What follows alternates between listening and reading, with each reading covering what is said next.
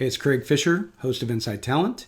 In this episode, I speak with Diana Meisenhelter, who is the former head of talent at FedEx office, and we're going to discuss job searching during the COVID-19 pandemic. This is a great episode for both recruiters and job seekers to understand how to communicate properly through the hiring process during a situation like this, and always, and how to avoid being the ghost in the machine. And I think this is some really valuable stuff. So enjoy.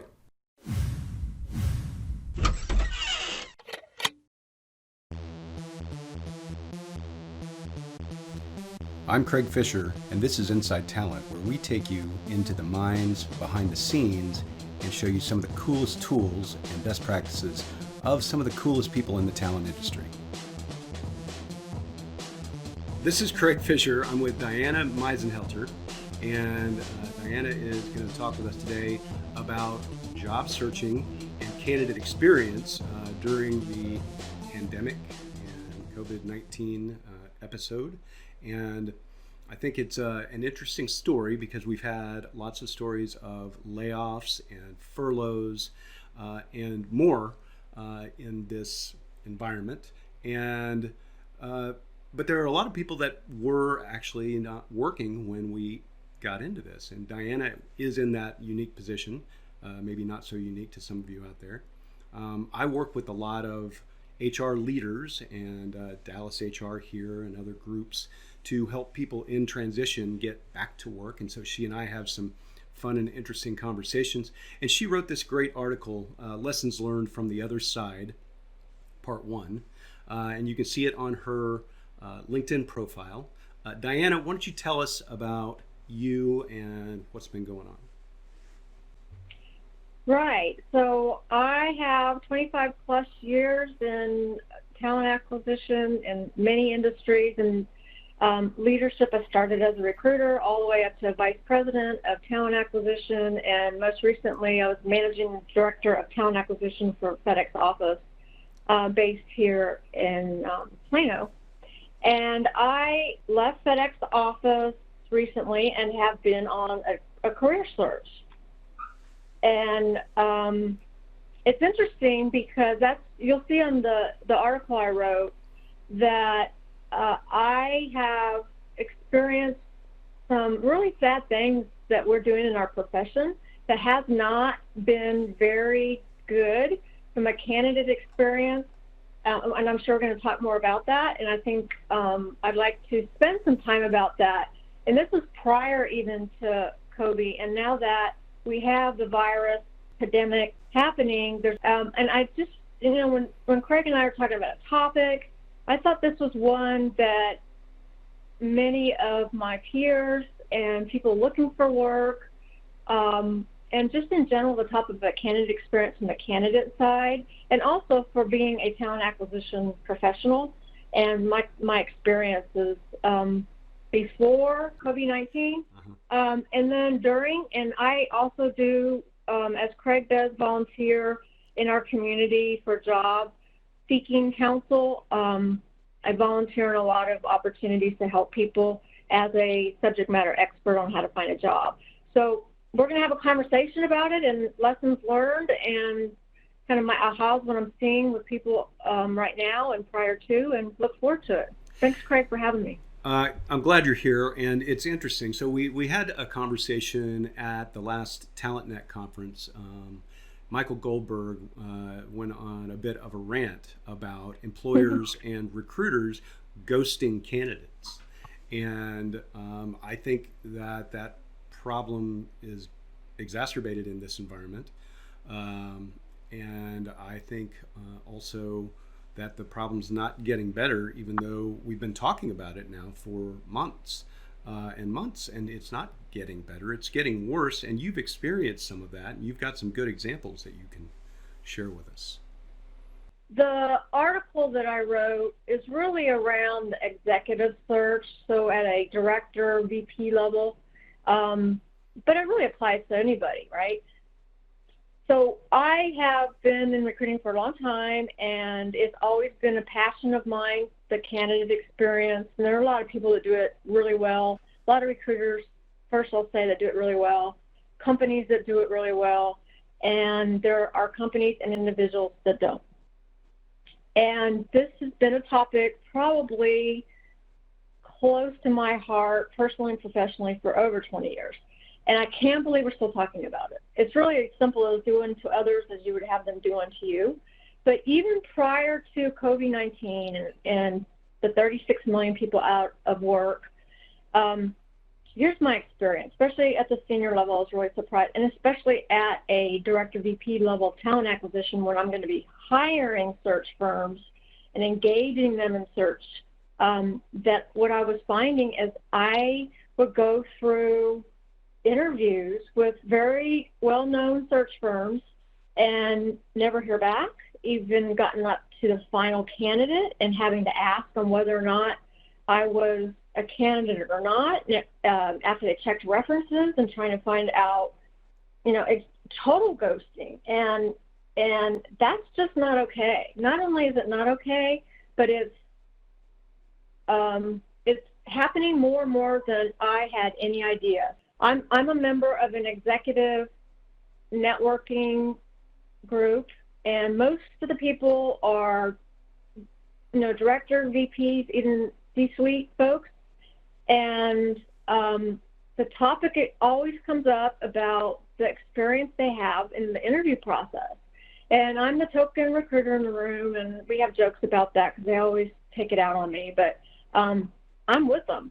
And the stories I've heard are just really sad, that you would think even at the C-suite level, when somebody, a CEO tells someone that's going to, they're going to have them interview with their board because you're his guy, and then never hear back and send emails. And it's, the job search process is hard. It's emotionally draining, and especially when you get all excited about finally finding the fit, going through, and it takes at least 3 to 6 months for anybody at the senior level, probably a year actually, to find a job, and then finally go through that. And it's happened across the board at all levels. And I just want to talk about how'd that happen. And I've asked people, recruiters, some of my clients, some of my folks that I counsel on looking for jobs, and I think some of it is because of technology, that we think that technology is taking care of follow-up. And in reality, I would rather have a thanks but no thanks email from an ATS than nothing. But if you, in my team and people that worked for me in the past, we had a rule: if you had an interview, you got a call. And it is only common courtesy you'd want it to, and that's just not happening. And what I don't know what's going to happen now post, COVID-19, but the fact that we have so many people out of work, I can only assume it's going to get worse. Yeah, you would think that employers are stressing candidate experience at this time, right? I mean, we're supposed to be cognitive that, people's mental health and wellness and all these other things that we're preaching on and on about and writing about and talking about is, one of the most important things that we can do anything about, right? I mean, by being supportive. And when the job search process gets to the point where recruiters are just saying, I'm just not going to call that person back, in a situation like this, I think it's certainly not a best practice.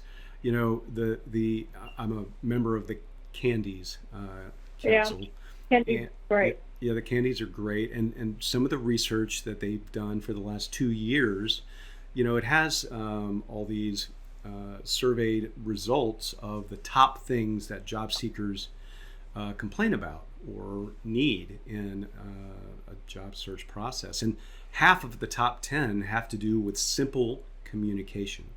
And so it's the easiest thing in the world to pick up the phone. But I think recruiters and employers should create a journey map and actually go through the process themselves and understand where the high points and the low points are, generally the lowest point of a candidate's journey in any job search process with any corporation is just after the interview with the manager.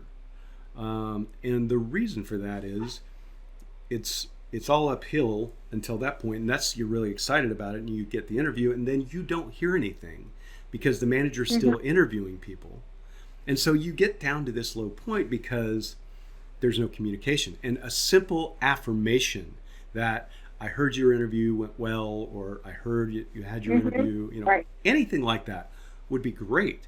But I think you've been in a situation where you got to that point, references checked, and then no call at all. Yeah, no call at all. But I was just disappointed in our profession. Yeah. Being a recruiter too. I mean, I'm a recruiter before I'm anything. And all the work we do as recruiters to get to that point where we're excited about a candidate, and we forget that the candidate is in the same place, but they may only have a few, probably more than one, but let's say they just had one really good opportunity they're really excited about, especially when there's relo involved and that you have to, pack everything up in your family and move. Right. Starting to research what that's going to look like and then never hearing back. And it's not about really, we look at recruiting when we talk about metrics, when we talk about analytics in an aggregate, like what's our average time to fill and what's our source of hire and all of the things that we look as organizations. But when it comes right down to it, it's just like the rec. It's just like that individual recruiter and how they manage the follow-up and communication with a candidate. So I'm a believer, my recruiting strategy has always been, or most recently with technology especially, is the recruiter should focus on relationships with their hiring managers and their candidates, and everything else should be automated. So if we're doing all these great AI technology and great ATS systems that are getting better, I'm hoping they're getting better and better, we need to remember the basics. And I do think, and I've had several calls during this time, and they are much more empathetic. They pick up the phone. They have time on their hands, so they're not rushed. A lot of this problem is that recruiters have way too much to do. And no senior recruiter can manage professional level jobs, 30 jobs at a time. There's just no way. And even with technology, there's no way to do that. And I am hoping now that I'm hoping that this whole place that we're at in our profession now, we have an opportunity to realize that we've overworked our recruiters and our managers. Let's be honest, it's not just recruiters and manager, it's the hiring manager too. We assume the hiring manager's staying close, but they're not. And even just a call or an email, hey, I haven't heard back, we're still going through the interview process, you're still a really strong candidate, means the world to someone looking for a job. Yeah, it absolutely does. And I feel like, I want to be disappointed in our industry when I hear things like that. Because everybody I talk to, like us, hear it, and we're disappointed because we've done so much and talked about it for so long. Right. But at the end of the day, if you have the volume of work we have, I get it, but it's still not okay. Right. So I work for an RPO, and our bread and butter is good recruitment process. I mean, that's what RPO stands for, right? Recruitment process outsourcing. And so we stress so much on those basics. It's not just candidate experience, it's hiring manager experience, it's customer experience. And the candidate is a big part of that whole thing. We know for a fact that candidates will go straight to Glassdoor and judge us, right? And other review sites, and they will tell their friends, and it's a small world. What do recruiters think is going to happen? Because there's every chance in the world that you will be in charge of a talent acquisition team at some point in the near future that recruiter might want to work for, right? So it all comes back around, right? Right, it does. and let's be honest, this is a small community. We know each other. That's right. Right? We all know pretty much. And if we don't know each other, make sure you link in with me, by the way. Is we all know better, and we just need to snap out of it, right? We just need to realize that these are real people, real individuals, and do the right thing. And just remember, if you're overworked and you just don't even have time to get back to the basics, then you need to stand up for yourself too and say, hey, I call uncle. I know.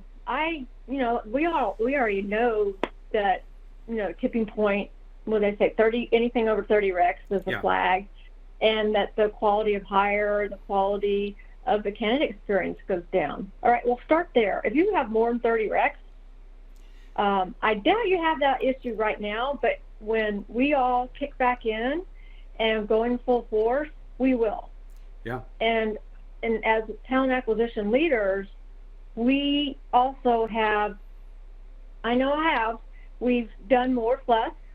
And when we had turnover, we didn't replace individuals because we were saving money, and for lots of reasons. And throughout my career, that's part of our job, leading how you do more with less, right? But it's time now to think about doing recruiting the right way, using technology, and still remembering that we got into recruiting, most of us, I hope, to help people and to make a difference. I mean, I always talk about helping companies and individuals find opportunities of lifetime is what I do.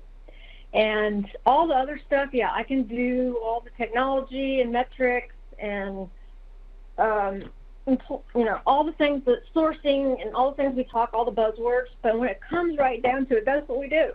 So how do we take our eye off of this, and we still aren't doing the basics? So I have to ask, did you tag the recruiter who ghosted you or the recruiter's manager when you posted your article on LinkedIn? I did not. I was really respectful because I understand, but I know one specific recruiter that I was talking about knows I'm not happy about that, but I'm not gonna do that. That's not what I do. Hey, I might need them someday too. I love executive search, and I'm not just talking about executive search here. I'm talking about executive recruiters, and I'm talking about in-house recruiters and external recruiters, right? So it is, I am not going to out anybody, and I won't, because there are so many good recruiters out there. I mean, I should talk about the good stuff too. I think of that article I wrote, I also talked about the good stuff. There are really good recruiters that I have a lot of respect for, but when I need another recruiter, I'm going to be honest, internally I have lots of opportunities going. I will call the recruiters I know that do the right thing and have a little bit of a servant mentality. And the executive search, it's not about the firm, it's about the executive search consultant. That's the other thing. I follow the consultant, not the firm. And I know, and we all know the good ones, and we all know ones that maybe we wouldn't use. And I encourage everyone to find good ones and use them throughout your career as a talent acquisition leader and also as a job seeker, because those individuals are subject matter experts and really good at what they do. I just wanted to remind everyone that that we can do better. And I can't believe we're still talking about this after all these years of new technologies and resources and training, awards. The Candide Awards are awesome. Right. Word of mouth. Word of mouth is, even when you're looking for a job, is the networking is the number one source of hire. That's how you're going to find a job. Right. Right? And so it's the same thing of who do you use, and what companies do it right, and what recruiters are passionate recruiters that haven't forgotten why they got into this profession. Right? I mean, it's really that simple. I I just put some words around it. I appreciate that you enjoyed my words. Mm-hmm. I'm going to get back into blogging. I haven't finished part 2 yet. My next part 2 is going to be, how many people do you really need to interview a candidate to make a decision? Mm-hmm. Because that's the next thing I'm seeing is sometimes it's not a consensus. I know it's all about culture and what you've done and, so forth. But as a leader, you need to make that choice. And having a candidate go to 8, call out on their job for 8 dentist appointments is not okay too, right? It is hard for candidates, and you're going to have a lot of people to pick from. And I don't think that this is also a time for companies to reevaluate the selection process. It's funny. I go back and forth on this. So there's a lot of research and writing about consensus interviews, and that that's the only way to get the right hire, get a fair hire, or whatever. I don't believe that at all. I still think favoritism comes into it with group and consensus interviews. And I think that there are a lot of inherent problems there. I think it can be done well, but yeah, you do waste a lot of people's time sometimes in this process for not very good reason. Yeah, I'm a big fan of candidate assessments, and I'm going to assume, because a lot of companies are going away from them because they became a deterrent. I know we did in some of my companies that I work for, because it became less of a tool and more of a block to hire candidates. This is a long story there. We could talk about candidate assessments. And we had implemented it because we had too many candidates during the recession, and now we didn't have enough, right? Now with, post-COVID, I'm going to guess that the candidate assessment has become even more important, and because we're going to have to weed out versus weed in that we have done in the past. That's another topic that as professionals we need to talk about, and what assessments are out there and what's right, because not every assessment's right for every company or every job. Right. And I think we're going to see a increase in candidate assessments, and I think that becomes that technology thing again, where we're not talking and touching and, I don't know, having that communication with a candidate. As much as I'm a big fan of a really good interviewer and a really good interview selection process, it still comes down to you interviewing me and having a connection and a fit that it fits in the company and that role. And that won't go away, I hope. And I hope it doesn't become, apply for a job, take an assessment, and I know there are companies, you know who they are, I'm going to name them by name. And if you pass the assessment, you get hired. That's not okay. We need to be connected and having more than technology make those decisions. Yeah, I agree. If you take the human element out of it, you take empathy away, and you take. So, I'm also a big fan of gut reactions. To be real honest, so you can't program that, right? And if you know what you're doing, you know the job well enough, you know your organization well enough, you can tell when somebody's going to be a great fit. You know it right away, right? If you're a good interviewer, if you know what you're doing. A lot of recruiters these days don't, unfortunately, know what they're doing. True. But there are plenty who do. So there's still some good to that. But the assessment, I agree, we do now. We make it too easy to apply. And so we don't have a recruiting problem, right? I mean, we can find people and we can recruit people and we regularly hire people. We're not fixing anything, right? It's not broken. What we do have, though, is a communication problem. There are some that are broken. Yeah, but it's a communication problem, right? It's not a source problem. As a consultant in helping companies with, let's say, improving their internal recruiting process. I have come across companies where it is broken, and I've come across companies and just little parts and pieces that could be better. But I think generally we are way beyond the days when I started in recruiting, and we used, yellow pages and Rolodex and faxes, those types of things, right? I mean, think about how inefficient that is. And newspaper ads. Where we are. And newspaper ads. Oh my goodness. Oh, I forgot the Dallas Morning News, right? That's right. Full page. That's how ad. I got to Dallas, was a newspaper ad. Yeah, So, I used to spend a lot of time on those. Right. I bet you that's right. Matrix But the resources. the employment brand is going to become even more important, in my opinion.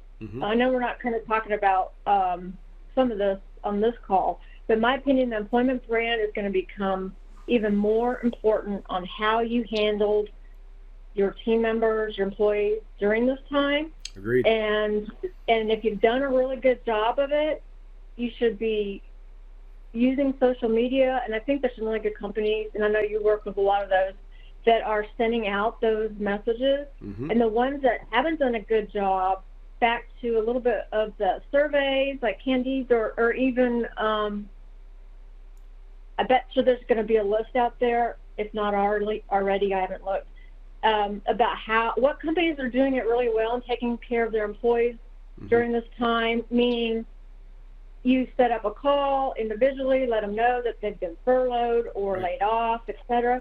Or the bad ones, and I have several of individuals that I'm coaching right now that got emails that they were being laid off, right? So there's another part to kind of reevaluate as job seekers and employers of how we need to think about the job search process and finding the right candidates at the right time, right? That really still matters, but putting some time that we have right now into reevaluating what's important. That's right. And that letting people know in person that they've been furloughed or let go or whatever is almost the same just lack of respect that ghosting a candidate is when they're far into the interview process, right? It's the being afraid to pick up the phone and face reality and do the human thing and do the respectful thing and give someone an in-person answer about that. Craig, let's go back to your comment you said a minute ago around recruiters don't know how to do it. The do it is very much a really good call out, I would say, maybe even another topic sometime around how to hire recruiters that have the competencies that we need today, right? And old school, we need critical thinking, we need change management, we need some servant empathy, caring for people. But you're not just there to make the money, right? You're there to make a difference to the company and to the individual. There are some competencies that we need to upskill, and we need to, as a profession, make sure we're hiring those recruiters that fit our culture. We forget sometimes not everybody is a good recruiter. That's right. Just because, let's be honest, in our profession, my whole profession, hey, they couldn't do something in the field or they couldn't do something in another department. Let's just have them go into recruiting. Or they're a new grad. Let's put them in recruiting, right? I think we've done a better job as a profession. A lot of companies and leaders have already figured this out, but there's some out there. Recruiters are passionate salespeople. That's right. Right? And that's what a good recruiter looks like. You can call it whatever you want. They're a passionate salesperson. And again, let's reevaluate who you have on your team and who you want on your team, and do they fit what your expectations are in helping identify internal and external talent, and what feedback do you get. I mean, candidate surveys, hearing from candidates what they think, how a specific experience was for them. In fact, previously I've used that in PA and in coaching and counseling for the recruiting team. I think that that's really powerful and not used as often as I would like to see. Yeah, it's why I like the candies. They give you really good data and you really do understand your process better. But I want to touch on something you said a minute ago. Not everybody is a good recruiter. And it's interesting when someone from another department says, hey, I think this person would be good in recruiting. Would you just hire a salesperson based on that? I don't think you would, right? I mean, there's a lot of money involved in making a hire like that. And you should be asking recruiters several things, right? If someone's just referred as I think they'd be good in recruiting, well, you still have to ask them the same things you would ask an experienced recruiter. Go through this sourcing exercise with me. I'm a manager and I've got a job. Do the intake meeting with me right now. Let's do that, right? Do a rejection, please. I'm not the right candidate. Tell me what happened. Okay, let's do that. Go through that exercise. And if you can't do all those things, you're not on my team. That's just the way it is. There have to be some, and a good recruiter, if you ask them to do the rejection, a good recruiter will say, hi, Diana or Craig, it's Craig, and just, going to let you know that it's not a fit this time. I'm sorry. I don't have more information for you, but we hope that you'll stay a fan of the brand and keep in touch with us, and that's it. And they'll shut up. And that's all it really takes, but yeah, but I would like to just say maybe we need to be less concerned about liability and telling the real truth why they didn't get the job. I know we don't do it because we don't want to go into the coaching. We don't want to explain how they didn't do a great interview, or you're on the phone doing, especially internal candidates, right? Then you're doing coaching, right? But well, a good executive consultant will tell you that stuff, right? But you don't get that from an employer. You just don't, right? It's not. I know, but there are companies that do that. And I'm like, whoa, I'm surprised, right. But good for you, right? Yeah, and it would be nice. That'd be a breath of fresh air if companies really would do that. When you're an agency recruiter, you tell people, take a shower and shine your shoes and do these basic things and I'll get you a job. But at the employer level, it just doesn't happen. So I don't know if we're close to being that transparent. I wish we were. All right. Well, Diana, this has been fascinating as always. Hey, Craig, you didn't say anything about my cowboy shirt. Oh, yes. Let's talk about this. You got a cool shirt and it looks fancy. You.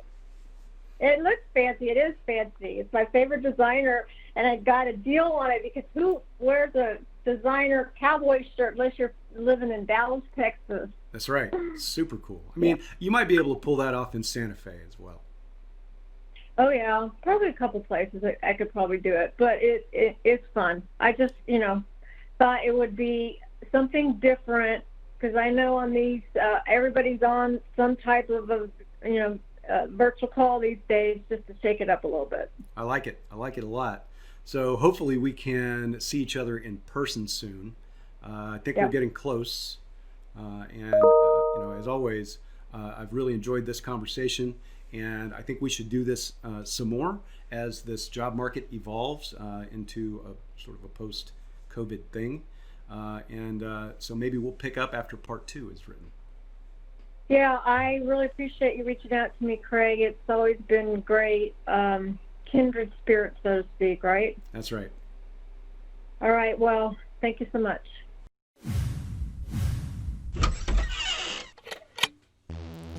Thank you for listening to Inside Talent.